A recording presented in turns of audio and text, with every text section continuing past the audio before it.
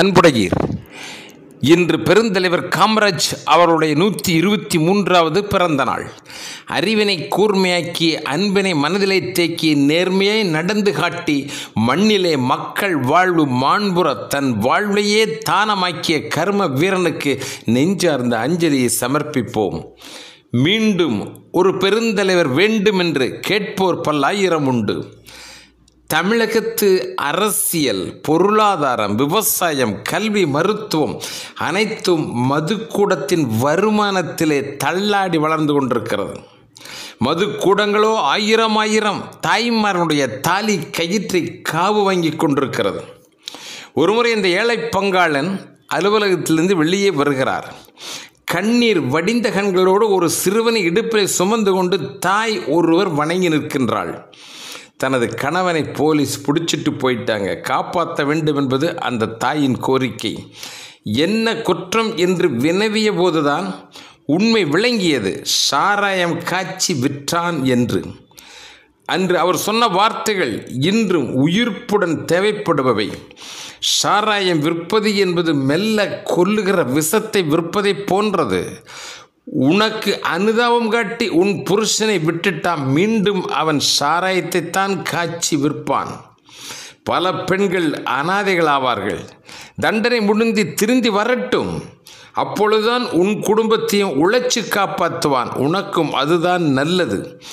எனவே அவன் தண்டனை முடிகின்ற வரையில் காத்திருந்து நீ உன் கடமைகளை செய் என்று அனுப்பி வைத்தார்.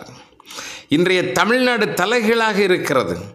மாட்டுக்கறியும் மதுபானமும் போட்டால் தமிழனெல்லாம் இப்பொழுது என்ன செய்ய சொன்னாலும் செய்கின்றான். எழில் நாட்டை திருவோடாய் மாற்றி இலவசங்கள் எங்கே எங்கே எங்கே என தெருவெங்கும் கையேந்தி வாழ்கின்றான்.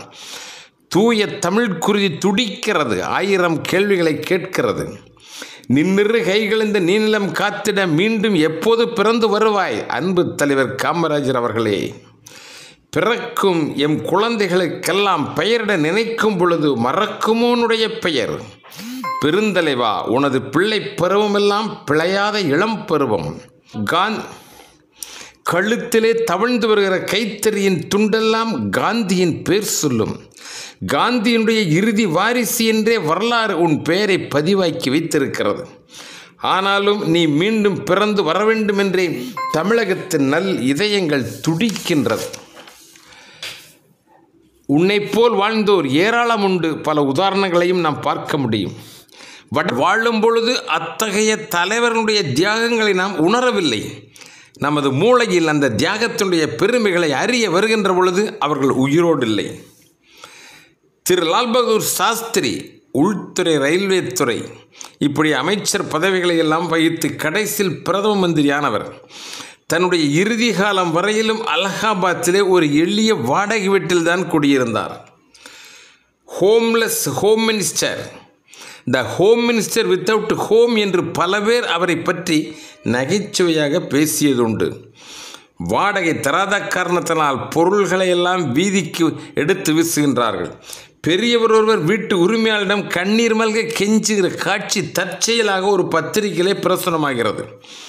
வயதான ஒரு சுதந்திர போராட்ட தியாகியும் அடையாளம் தெரிந்து அங்கே ஓடோடி செல்லுகின்றார். யார் அவர் தெரியுமா? 2 முறை இடைக்கால பிரதமராக இருந்த குல்சர்லால் நந்தாதான். அது ஒரு காலகட்டம். அரசியல் உலகமே மறந்து போயிற்று. அவர்தான் தன்னுடைய இறுதி நாட்களில் வீட்டு வாடகை கூட தர இயலாத நிலைமையிலே வாழ்வை நிறைவு செய்திருக்கின்றார். பெருந்தலைவருடைய மந்திரி சபையில் 8 பேர் தான் இருந்தார்கள். காவல்துறை அமைச்சர் திரு கக்கன். அரசு பேருந்துதான் அவரது அன்றாட போக்குவரத்து. டிக்கெட் வாங்காமலும் கூட அவர் பயணம் செய்ததில்லை. இறுதி காலத்தில் அரசு பொது மருத்துவமனையில் தரையிலே விரித்த பாயில்தான் அவருடைய உயிர் பிரிந்தது. நினைத்தாலே வியப்பு மேல்டுகின்றதல்லவா? 20 ஆண்டுகள் தொடர்ந்து ஒரு மாநில முதல்வராக நீடிப்பது ஆச்சரியமல்லவா? திரிபுரா மாநில முதல்வராக இருந்தவர் தான் திரு மாணிக் சர்க்கார். கார் என்றும் பங்களாவென்றும் 10 தலைமுறைக்கு சொத்துக்கள் என்றெல்லாம் கனவிலும் கூட நினைத்தும் அறியாதவர். பதவி விலகின்ற பொழுது ஒரு ஜோல்னா பையில் சில புத்தகங்களோடு கம்யூனிஸ்ட் கட்சி அலுவலகத்தில் குடிபுகுந்தார் அந்த மாணிக் சர்க்கார் அவர்கள். ஜனாதிபதி பதவி முடிந்து வீடு திரும்புகின்ற பொழுது பல கண்டெய்னர்களை உடைமைகளை எடுத்துச் சென்ற முன்னாள் ஜனாதிபதிகளை இந்த நாடு அறியும். ஆனால் ஏபிஜே அப்துல் கலாம் அவர்கள் குடியரசுத் தலைவர் மாளிகையிலிருந்து எடுத்துச் சென்ற சொத்து ஒரு பெட்டி நிறைய புத்தகங்கள் மட்டுமே. காமராஜர் உயிர் நீத்த பொழுது அவருடைய சொத்துக்கள் என்ன தெரியுமா? அவரது சட்டைப்பையில் இருந்த சில 100 ரூபாய் நோட்டுகளும் 2 ஜோடி ஆடைகள் மட்டும்தான். விடுதலை போரிலே களம் கண்ட தலைவர்கள் சுதந்திர இந்தியாவில் பொறுப்பான பதவிகளில் பணிபுரிந்த பொழுது தனக்கொரு வாழ்வு தனக்கொரு சுகம் என நினைக்கும் அறியாதவர்களாக தியாகமிக்க சேவையிலே வாழ்வை அர்ப்பணித்தார்கள். இப்பொழுது ஏன் அப்படிப்பட்ட தலைவர்கள் உருவாகவில்லை? இன்னொரு காமராஜர் வேண்டும் என்று உள்ளம் கேட்கின்றது. கிடைப்பாரா? அமெரிக்காவிலே புகழ்மிக்க ஜனாதிபதியாக உலகெங்கு பவனி வந்தவர் பாரக் ஒபாமா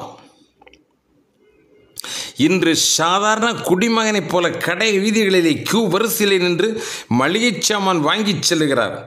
இந்த காட்சிகள் அங்கே எந்த வியப்பும் இல்லை.